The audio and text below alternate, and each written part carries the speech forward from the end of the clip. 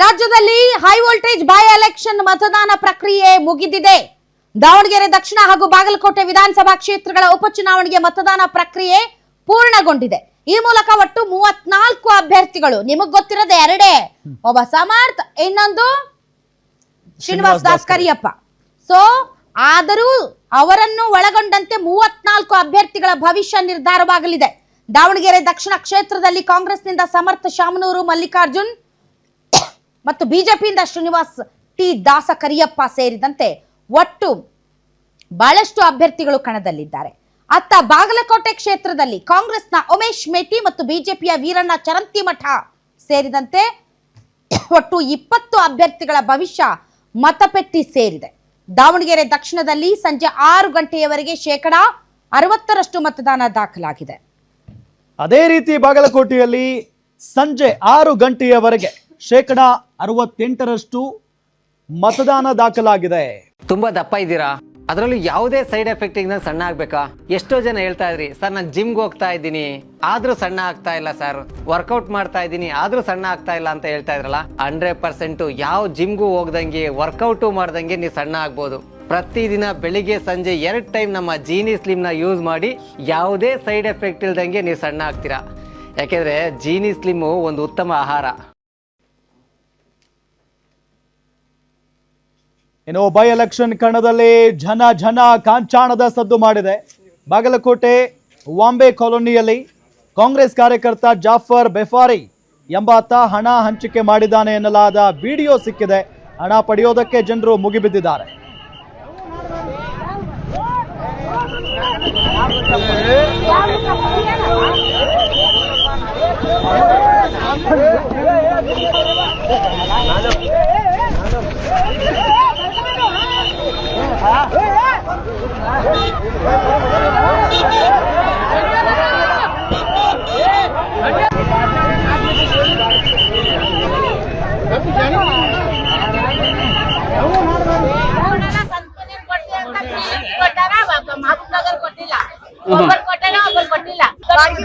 ದುಡ್ಡು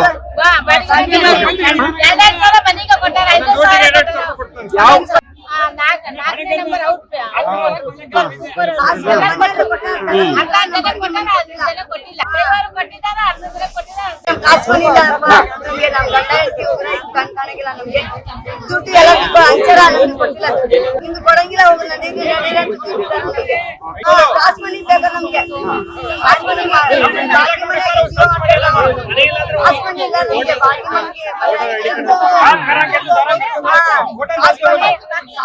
ಮಾಡ್ಕೊಡ್ರಿ, ನಾವು ಹಾಕ್ತೀವಿ. ನಾವು ಕಾಸು ಮನಿ ಇಲ್ಲ ನಮ್ಗೆ, ನಮ್ ಗಂಡ ಹೇಳ್ತೀವಿ.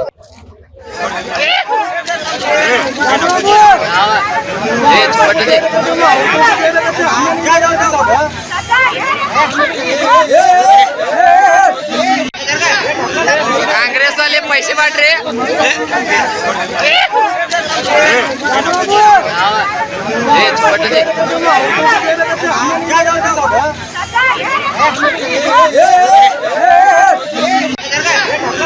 ಕಾಂಗ್ರೆಸ್ ಅಲ್ಲಿ पैसे ಮಾಡ್ರಿ.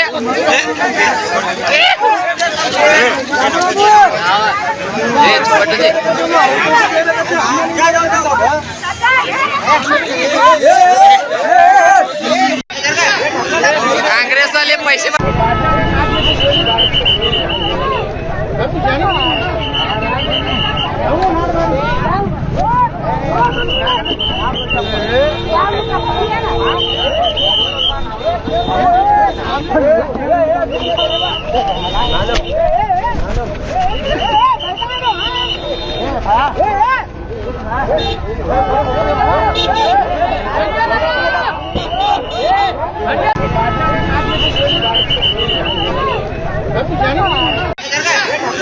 ಕಾಂಗ್ರೆಸ್ ಅಲ್ಲಿ पैसे ಮಾಡ್ರಿ.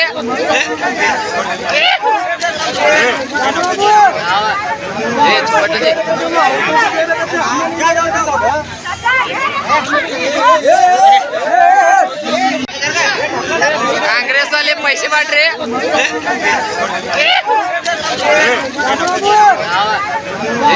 ಕಾಂಗ್ರೆಸ್